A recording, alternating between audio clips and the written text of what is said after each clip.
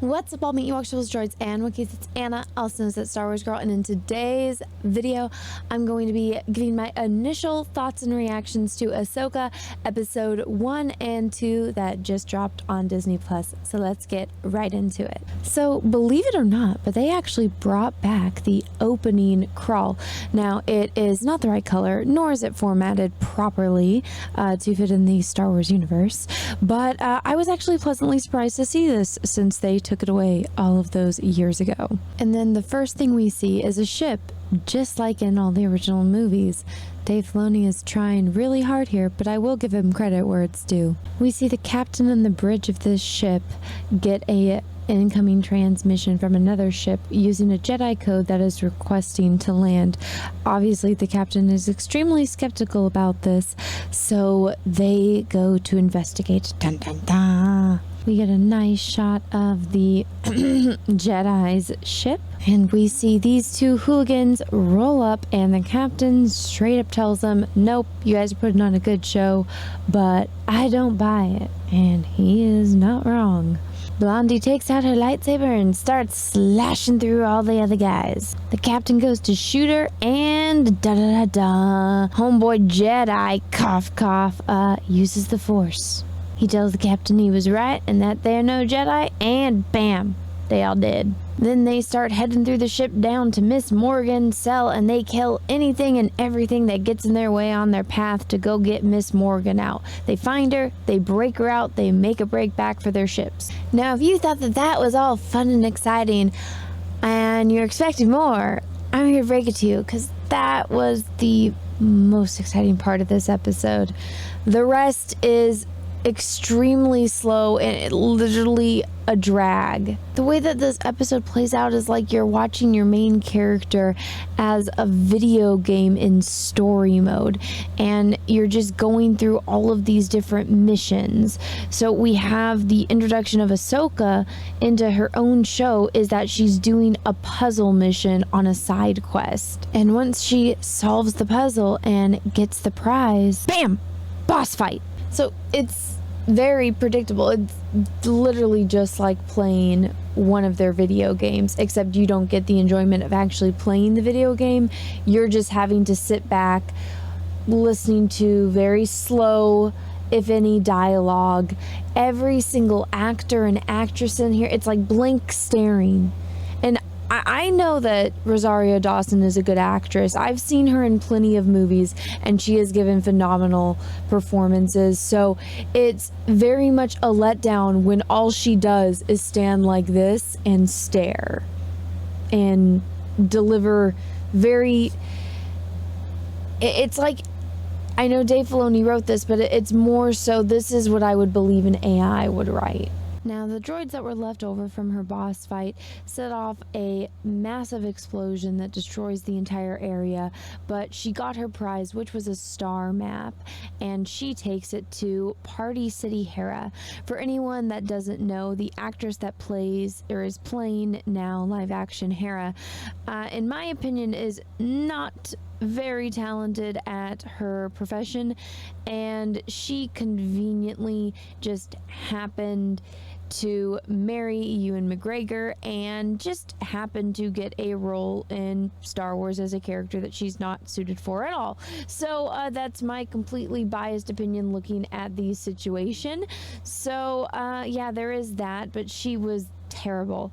And for the person that, you know, kind of created all of these characters in Rebels to cast someone that is so out of place to play this character kind of baffles me. Ahsoka, I get it. Rosario Dawson looks exactly like Ahsoka, and everyone has been saying since the animated Clone Wars TV show came out all those years ago that the character is modeled. She looks just like Rosario Dawson. It makes sense why they cast Rosario Dawson to play Ahsoka. This chick playing Hera, not even close. Also, where is her son? For those that don't know, Hera and Kanan had a son. Do not ask me why he has green hair, why his ears are weird, and why he is designed like this. You would think having a mother who's a Twi'lek would, you know, I think that kind of genes would overpower the human aspect of it, but for some reason they got this weird looking not elf thing for her and Kanan's son. Kanan, who is human, doesn't make any sense, but also he just vanished. He's not in this. Nobody mentions him. Nobody mentions Kanan. Kind of weird. Hope that they address it. They haven't in these first 2 episodes. Anyways, Hera suggests to Ahsoka that she should go find Sabine because apparently Sabine is the only one with any kind of talent in the galaxy that can open this star map. Now, for those that missed it, if you didn't watch Rebels, is the ending, the very last ending, the very last scene of Star Wars Rebels. It ends with Sabine going with Ahsoka, and the entire gang is gonna go look for Ezra and Thrawn. And for some reason, they failed at doing that because everyone is back where they started. Which, spoiler, is almost the exact ending of episode 2, but we will get there in a minute. So once Ahsoka makes it to Lothal, her and Sabine have a little powwow. Obviously something has happened from when we last saw them in Rebels to now, and they're going to have a little conversation about it that's going to give the audience clues as to what happened. Basically, for whatever reason, Sabine was being trained as a Padawan to Ahsoka, even though she never displayed any kind of Force sensitivity or any interest in being a Jedi for that matter. She was always a Mandalorian that was fighting, for her people. But that, I guess, is all out the window because Disney wants more female women Jedi. So we got to make Sabine into a Jedi now. And as this is happening, Sabine is trying to figure it out, but she asks if she can go home or go someplace so she can focus better. Ahsoka says no, because this is also, going to lead to Thrawn. The only reason she's even getting Sabine to do this is because of Ezra. And so Ahsoka doesn't want it leaving. And then Ahsoka leaves the room for a few minutes, and guess who leaves? But guess what? Blondie is there with her posse, and she got a look at where Sabine was going and where Sabine lives, and they're coming for her. Dun, dun, dun, dun. So Sabine makes it home and starts deciphering the star map. Also, notice how there's paper on her table.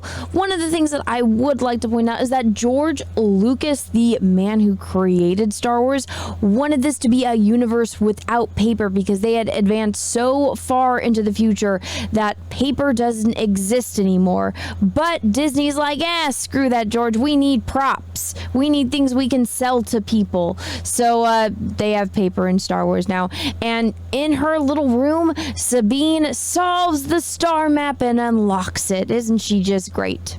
And then, of course, who shows up? Oh, yes, the Blondie Sith chick and her droids.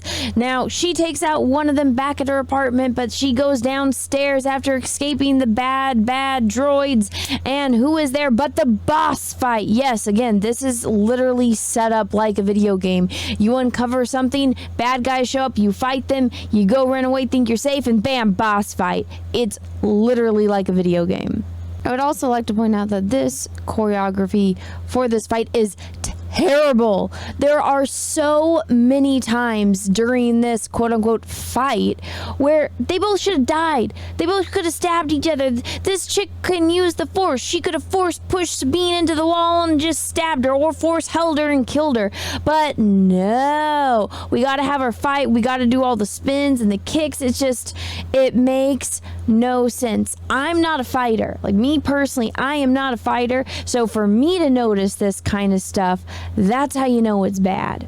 Now, Ahsoka is coming to the rescue because Sabine was able to get out a distress call to her before she started the boss fight. But just as Ahsoka arrives, bam! Sabine gets stabbed right through the chest diagonally. It's like, oh my gosh, she could totally not survive that, right? Wrong! She's completely fine. I'm gonna make a full recovery. Sorry there, Qui-Gon. You didn't make the cut.